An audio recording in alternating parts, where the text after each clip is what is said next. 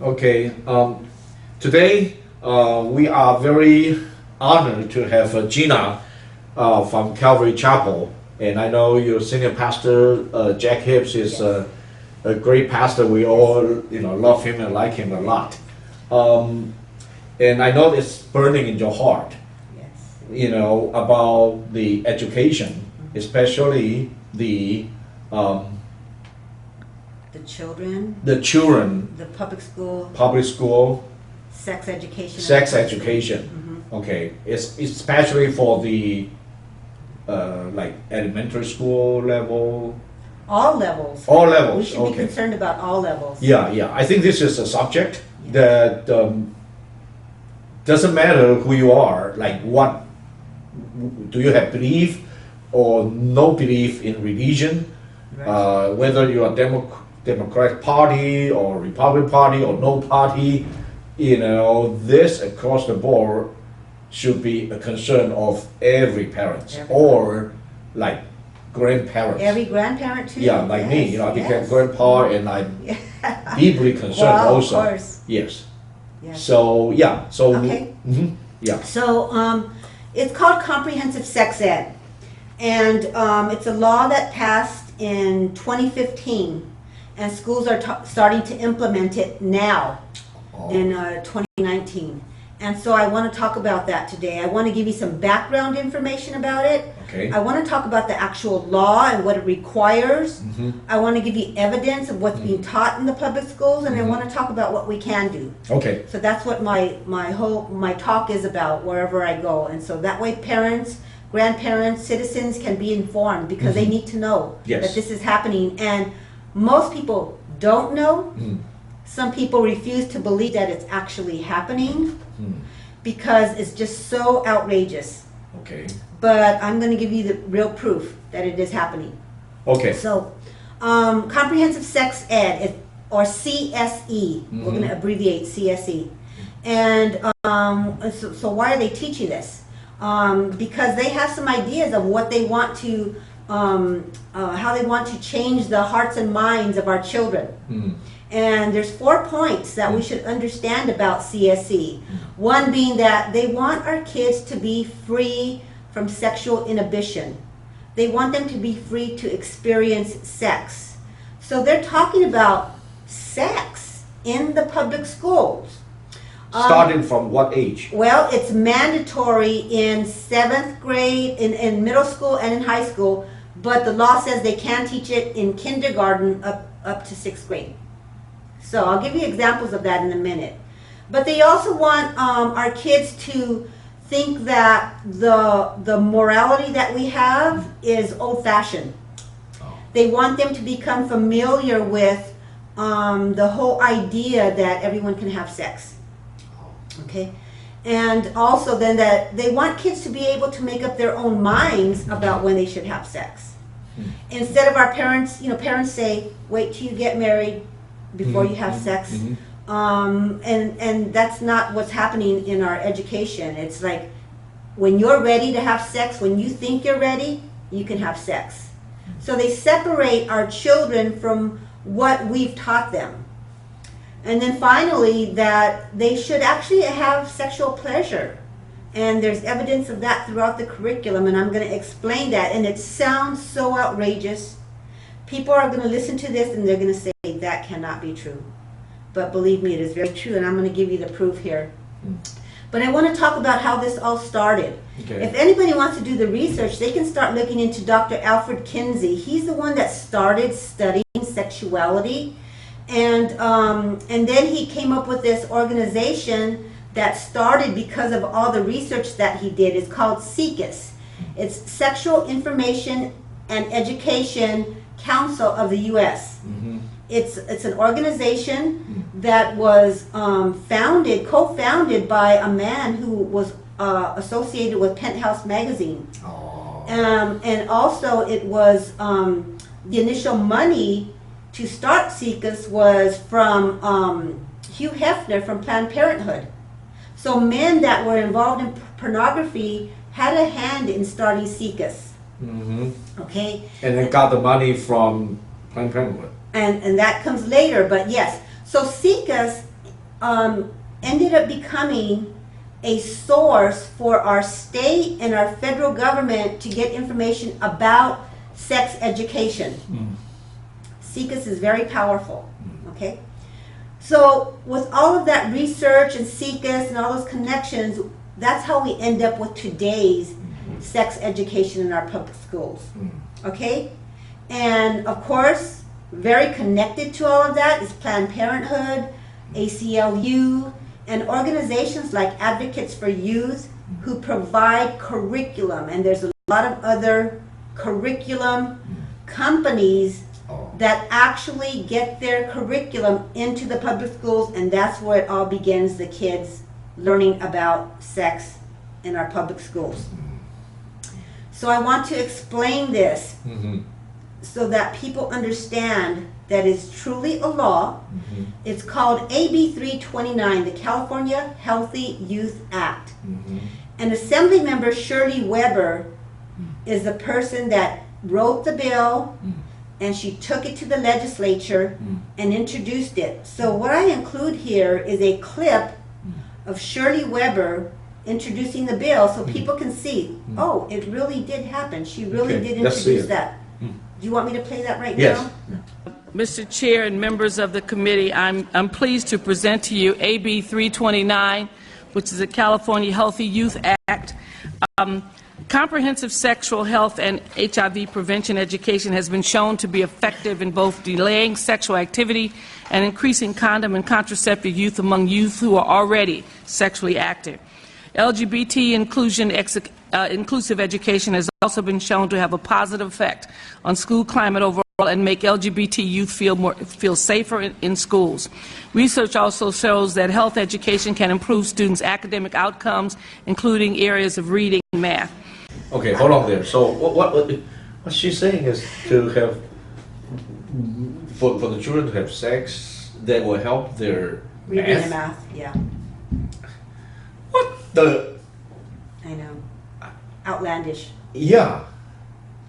It doesn't make sense. It doesn't make sense. No, if I mean, hopefully this is, you can stop credit here, but it's like, how does our kids having sex with each other improve their reading and math? They do not make sense. No. Absolutely not. No. Okay. And how can people believe in this? They do, though. That's the problem. You know, this is just, there's no clear thinking here. This is just, you know, remind me of, you know, when Jesus said on Matthew 24, this great deception. Like, people just like, they just so easily just receive the light and thought it's true. Yeah. Great deception. Their minds are seared. Yeah. That's what happens. Yeah. And so some of these people, their minds are seared to think, oh, you're going to see that when I go through this information. Yeah. So, you know, okay, so we can start now. Yeah. So I was thinking that we need to get this information out into the hands of people.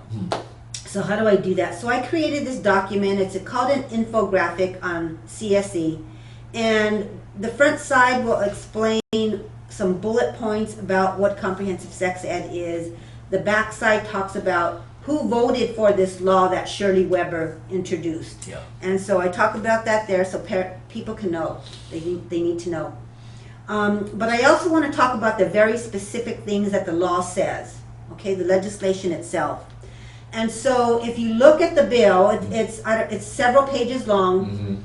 There's been many people that have analyzed it and looked at it, but one of the things that it says is that instruction and material shall affirmatively recognize that people have different sexual orientations, and when discussing and providing examples of relationships and couples shall be inclusive of same-sex relationships. What that is saying is that when you're talking about sex education, you have to include LGBT, transgender, and all those kinds of relationships in the instruction. It's an absolute must. You cannot just say sex is between a man and a woman. It's out. It would be out of the law. And it says also that instruction and materials may not teach or promote religious doctrine. It specifically says that in the law. So you would not be able to say, you know, Christians believe that marriage is between a man and a woman, and that is the only way that people should have sex is between a man and a woman. You cannot say that. It's I outlawed. see. So children have no idea what's right, what's wrong. Right.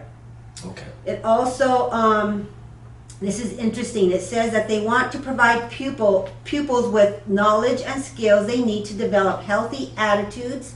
That word is key, healthy attitudes, concerning adolescent growth and development, body image, gender, sexual orientation, relationships, marriage, and family.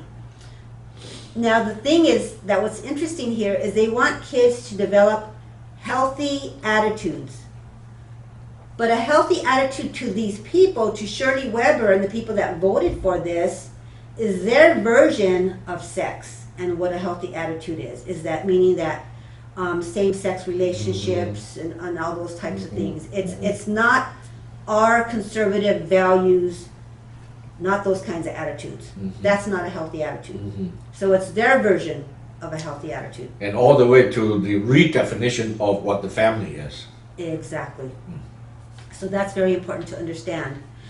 So the big question parents and grandparents always have is, well, I don't like what they're going to force our kids to learn in school. Can I take them out of the class? What you need to understand about taking your kid out of that curriculum, out of that class, is that you need to look at CSE in two ways.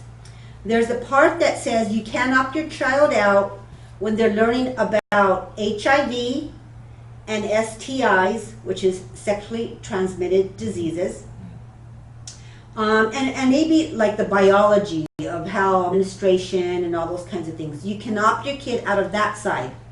The side that you cannot opt out of is the side that talks about the gender, the sexual orientation, and all of those gender issues that are the very controversial issues. That is very specifically outlined in the law that you cannot opt your child out. Wow, that's totally reversed. Yeah. It should be the other way. Exactly. Yeah. Because parents want to talk to their kids about what they believe about the roles of men and women. Yeah. They don't think that the school has the right or the place to cause the children to change their mind. This is totally like a socialist thinking. Because in socialist mind, the government owns everything. Your children are not your children. It's the government's assets and property. Exactly. Yeah. Yeah. So that is a really big problem. Right. So there's also a part of this whole CSE, Comprehensive Sex Ed education, that you should understand. The California Department of Education writes what's called the Health Education Curriculum Framework. And that framework, you should look at it as a guide for the school districts and for the curriculum writers. So they offer a lot of ideas about how the schools should teach it. They offer suggestions, and even they offer books.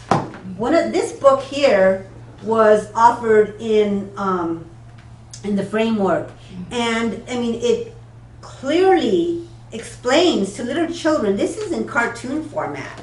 It clearly explains to children that there are different genders. Yeah. And they're suggesting to the schools to bring this type of book in, and there's a lot of So other what does books. the book talk about? It's about gender. And how they illustrate it. This is, so that everybody knows, this is a very thin book, but that the way it is illustrated, we It's know for that children. it's for children, very little, like probably kindergarten. Oh yeah. Yeah. They can Yeah. bring this into kindergarten, and there's other books. One school in Northern California, we know for sure, read the book called I Am Jazz, about a little boy who transitioned from a boy into a little girl. I mean, all of those types of books are allowed with comprehensive sex ed, starting in kindergarten. Okay? Okay.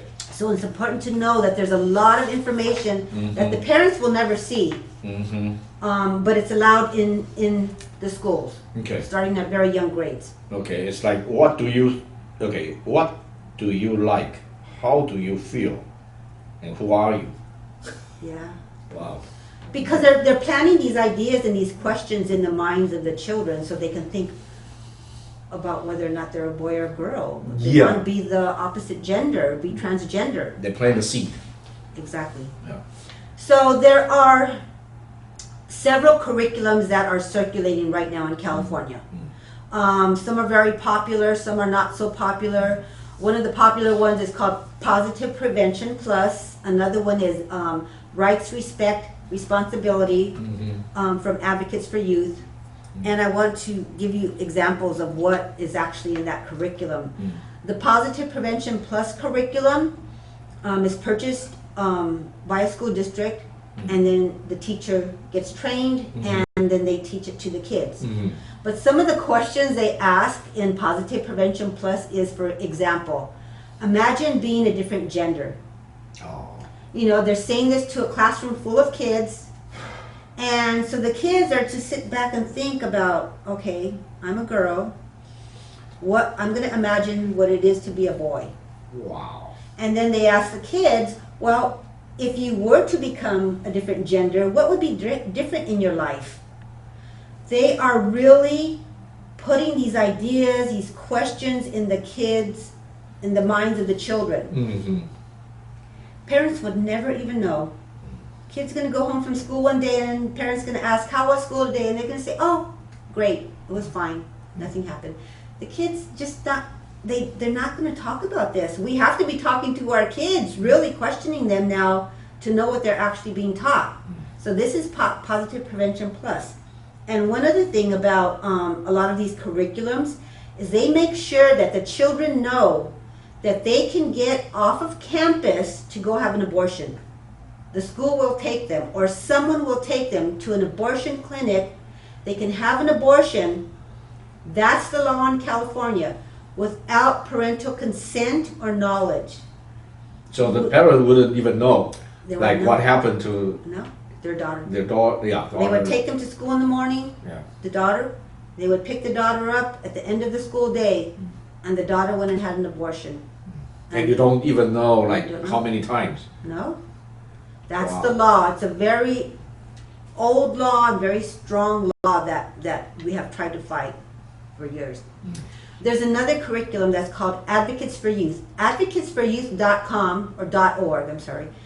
You can actually go to their website and you can look at the curriculum. It's free. You can download it. And Advocates for Youth is a terrible curriculum also. I think, Gina, you can talk, for example, the advocates for youth, you can just briefly talk about Yeah, what they're talking so about. this- Slide by slide, then we're going to insert it. Right. Re-add it. Yes. Yeah, so okay. that's fine. So one of the things Advocates for Youth will ask, the teacher will ask the kids, when do you think someone is ready to have sex? Either oral, vaginal, or anal sex with their partner. They have the kids think about that. Oh. So you, Yeah. and you said that they are allowed to teach this even to kindergarten. Oh yeah, it's the law. Oh, wow. Also, they do role playing in the classroom, and this is one of the ones that I saw in the Rights, Respect, Responsibility curriculum. For example, they're going to have two boys sit up in front of the class. One's going to be named Morgan, one's going to be named Terrence, and they're going to talk about what's going on and when they make the decision to have sex. Two boys. Huh. It's an actual role play that they're going to do in the class. So all those points that I made in the beginning about lowering the inhibitions, the right to have sex, the right to have pleasure, all of that is throughout all the curriculum. And there are other curriculums that you can look at, but you have to go into the school to look at them. You can't purchase them. Advocates for Youth is one that parents can go online and look at. Okay. Okay. Another terrible thing about this curriculum is that kids are often, there is instruction for the teacher to have the kids get online in the classroom. Either they're supplied a computer, an iPad, or a phone, some kind of way to get online. And they give the kids website links to get online to do research to understand more about sexuality. And these curriculums have lists of websites that they can visit. And one of them that Advocates for Youth has is Scarlet Teen. It's scarletteen.com. And so I started looking at these different websites, and when you get to these websites, they're even worse than the curriculum. And they're out talking about same-sex ideas and having sex and just a lot of things that parents would actually probably consider pornographic. Mm-hmm. Okay, so the Scarlet Teen is a terrible one. Mm-hmm. And when I started looking at their website through all the pages, I thought, who is the person that put this website together? And I learned it's a lady that wrote this book called Sex, All You Need to Know, Sexuality Guide to Get Through Your Teens and 20s by Heather Corina. Mm. Heather Corina is a person that founded scarletteen.com. And when you read this book, it has sex acts, how to do certain sex acts, descriptions. So if our kids are in the classroom and they're told to go to one of these websites, they know that Scarlet Teen has very suggestive conversations and information. A kid can go on to Amazon and buy this book, or into a bookstore, and it's terrible information. It is pornographic. Okay, so that's what's happening to our kids. The kids, they have curriculum, but the parents don't know that they're also getting online and having access to even more pornographic information that they would never know. So you have like examples how awful that website is? I do, yes. Can you show just like one or two so we know how? Well, I just gave you two from Positive Prevention Plus and from Advocates for Youth, but that's part of it. One of the other ones is Be Real, Be Ready, I believe this one is. And they talk about, this is an actual PowerPoint slide. And they talk about dental dams for safer oral sex. Honestly, I didn't know what a dental dam was until I started reading about it. And I'm sorry to say this, but this is what a dental dam is. A dental dam is a sheet of plastic that a dentist would use to protect the patient from getting stuff down their throat or different parts, whatever. But they use it for oral sex on different parts of a person's body. And that's how they describe it right there. I don't even want to say this to your audience. You can imagine different parts of a person's body. Yeah. You put the plastic between your mouth and the person's body. That's what it's for. They teach the kids this because they say they want to protect our kids from catching diseases. So that's well, how the best way is not do it. Yeah, exactly. Abstinence. Abstinence is the answer. Yeah. But that's what they say. They're preventing sexually transmitted diseases. That's how they're protecting our kids. So people ask, how do they get away with this? This sounds so terrible. We do not even talk about that stuff in our circles of friends and family, right? Yeah. Well, what people need to know is that schools, museums, and other organizations like that are exempt from obscenity laws. Okay? They're protected. So let's say a school teacher is teaching this to the students and they're talking about all these things that we would consider obscene.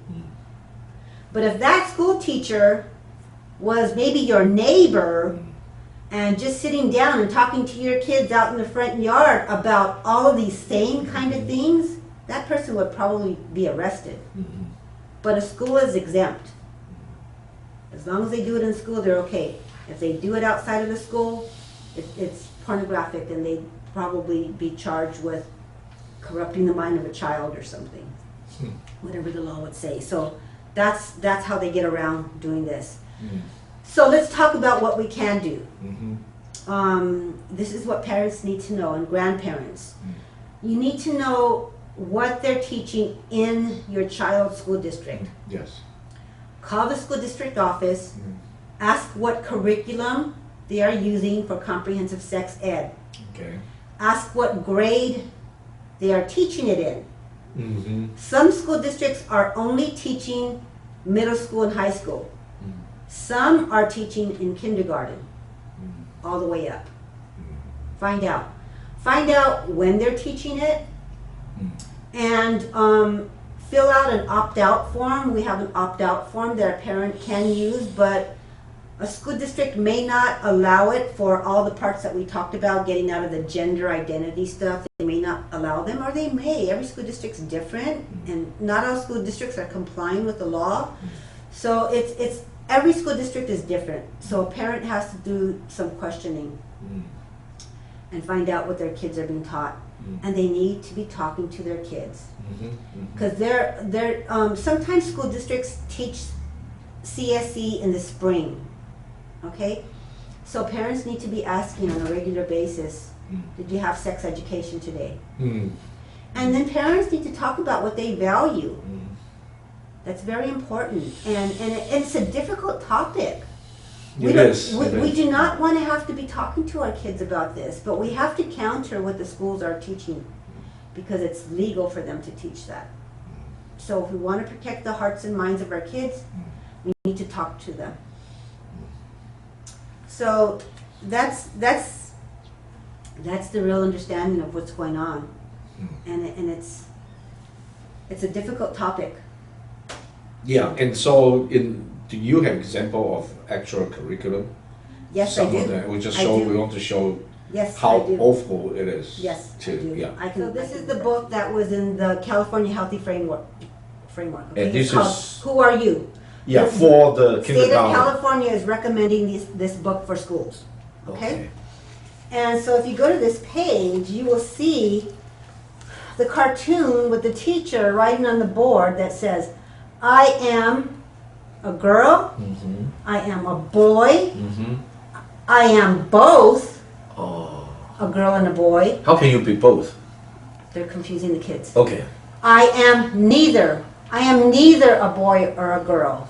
That's Okay. that's asexual. You're not either one. Oh, okay. More confusion for the little kids. Gee. I am Wow. just me.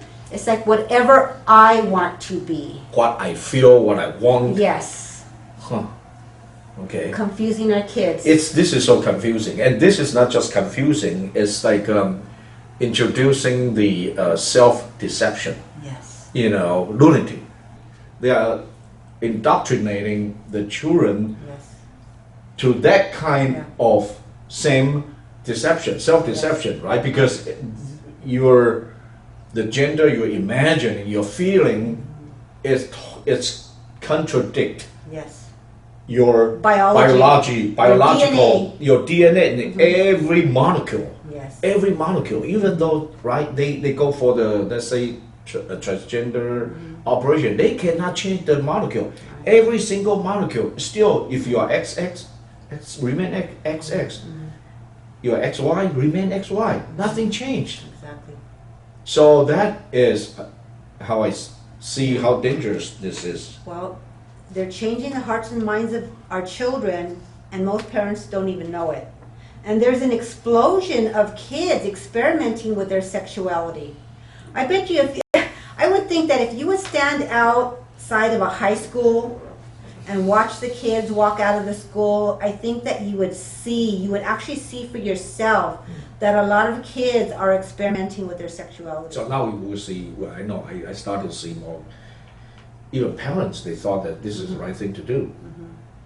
So they encourage their own boy to dress like girl or like whatever, and Or no and gender at all. No Or gender at all. That's like this book said, I'm neither. Oh. They don't want to say to their little girl, you're a girl. We're not going to say you're anything. You decide. Yeah. It's becoming kind of a movement with some parents, and it's heartbreaking. Heartbreaking, yes. Okay, so this is one example, and then So here's an actual example from the Advocates for Youth page right here, and it tells the kids that they can have an abortion without parental consent. Huh. I outlined that here. That's Gee. an actual page. And so parents don't even know that that's happening.